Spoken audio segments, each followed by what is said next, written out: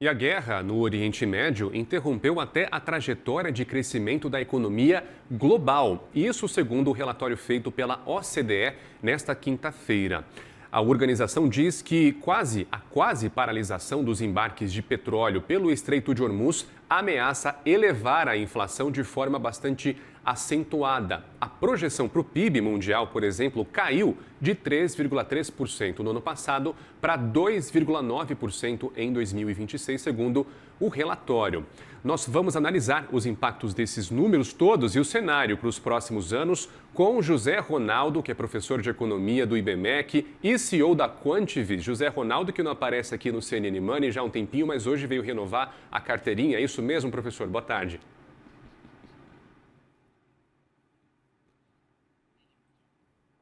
Professor, professor está com áudio mutado ou o professor me escuta? Peço desculpas. Agora sim. Quem Acho que é nunca, né, o tempo que eu professor? fiquei aqui sem conversar com Isso vocês. daí Aí, é exatamente, ó. Olha só, a gente não aprendeu nada com a pandemia, né, professor? Que é o clássico da pandemia é o exatamente. áudio desligado. Olha só, falando sobre esse relatório da OCDE, ele mostrou aqui, professor, que a inflação do G20, que reúne aí as maiores economias do mundo, deve subir 1,2%, a 1,2 ponto percentual, aliás, a inflação para esse grupo por causa justamente do choque energético. A gente teve, professor, só para lembrar, o Boletim Focus com a projeção aí em 12,50% de Selic para este ano de 2026. Queria saber, professor, em primeiro lugar, se você acredita que o mercado brasileiro está sendo otimista demais nessa projeção diante desse dado também, claro, diante da crise geopolítica que a gente vive. Se vai ser otimista ou não vai depender muito do tamanho dessa guerra, né? A incerteza muito grande que os economistas muitas vezes têm dificuldade de prever é exatamente a questão geopolítica, porque quando a gente fala de inflação, a gente está preocupado com um cenário pelo menos aí de 12 meses, cenário até o fim do ano, e isso vai ser impactado mais ou menos dependendo da duração da crise, né, dessa crise geopolítica. Se a gente tiver uma crise que tem uma resolução aí para os próximos meses ou no próximo mês, isso certamente não tem impacto na inflação anual, e aí a gente pode ter um cenário mais benéfico em relação à taxa de juros. Mas certamente que agora a probabilidade de a gente ter uma taxa de juros baixando tanto quanto esperado originalmente é bem menor, né? Então a gente teve aí uma mudança nas taxas de juros futuras, justamente retratando esse novo cenário que a gente tem. E é bom lembrar que a gente tem uma inflação que está num nível desconfortável, né? Ela não está num nível confortável, a gente tem um mercado de trabalho apertado, então, assim, a gente não está numa situação assim super tranquila para colocar uma taxa de juros lá embaixo. E aí, quando vem uma crise que gera outro problema, um problema adicional, então certamente a gente fica aí temeroso de ter um cenário tão otimista como esse.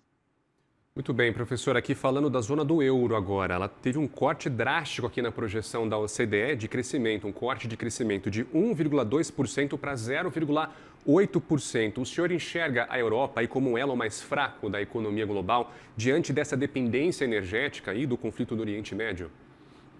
Sim, certamente a Europa tem esse problema maior, ele é uma região mais afetada justamente por conta da fragilidade na questão energética, né? Então, países importantes como a Alemanha, em particular, a Alemanha tem uma dependência de gás, enfim, tem uma dependência de combustíveis importados, não só a Alemanha, como outros países europeus também.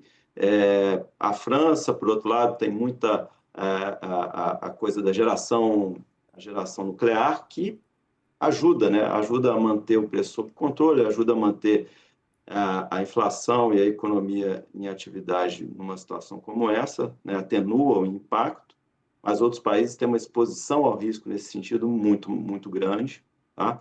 Então, certamente, a economia europeia, que já é uma economia atualmente mais frágil, com uma situação dessa, com essa alta de preço de petróleo, preço de energia, fica numa situação de grande fragilidade. Os Estados Unidos, por outro lado, a gente tem esse cenário de investimentos em inteligência artificial, as grandes empresas do setor estão lá investindo bastante, o que atenua bastante além da proximidade geográfica, né, que a Europa tem em relação ao próprio conflito.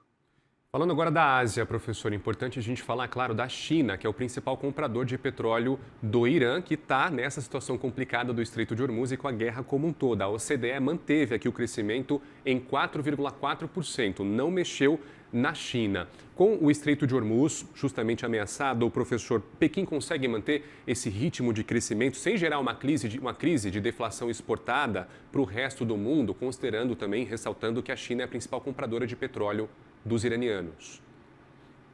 Sim, ela tem essa fragilidade que, por enquanto, não foi retratada nas projeções.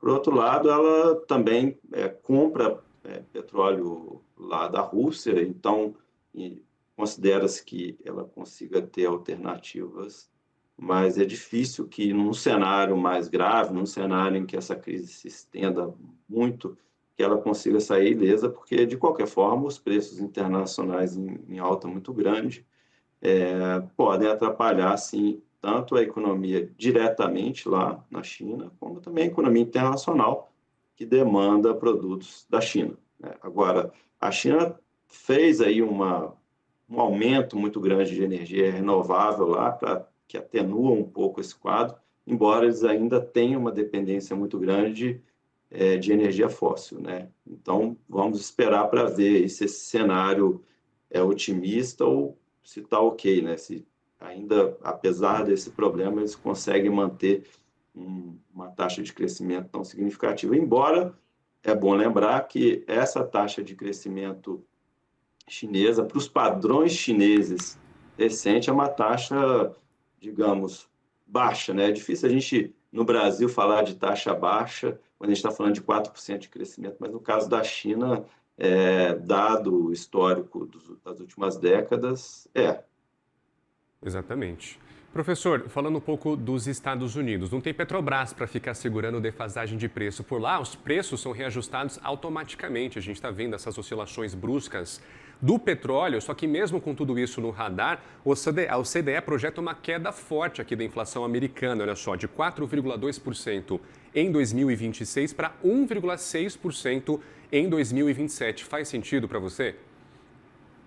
Pois é, realmente, considerando a importância do combustível fóssil para os Estados Unidos, realmente é difícil da gente imaginar essa desaceleração tão extrema, né, tão forte.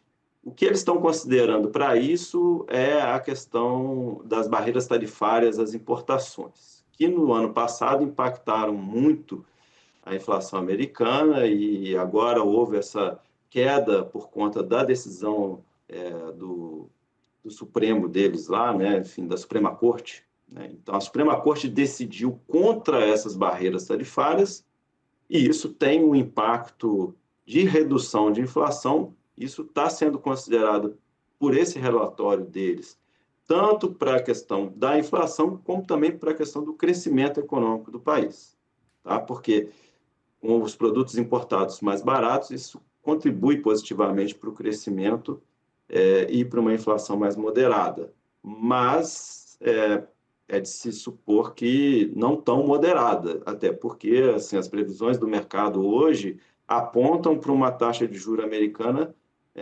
sem queda, tá? E essa ideia de não ter quedas na taxa de juros americana seria muito em função justamente dessa pressão dos preços da energia. Muito bem, a gente conversou com o José Ronaldo, que é professor de economia do IBMEC, também é CEO da Quantivis e que volta a falar com a gente sobre esse assunto que não tem fim. Professor, volta com o áudio ligado, certo? Boa tarde, professor. Obrigado pelo seu tempo. Sim, boa tarde. Obrigado pelo convite. Tchau, professor.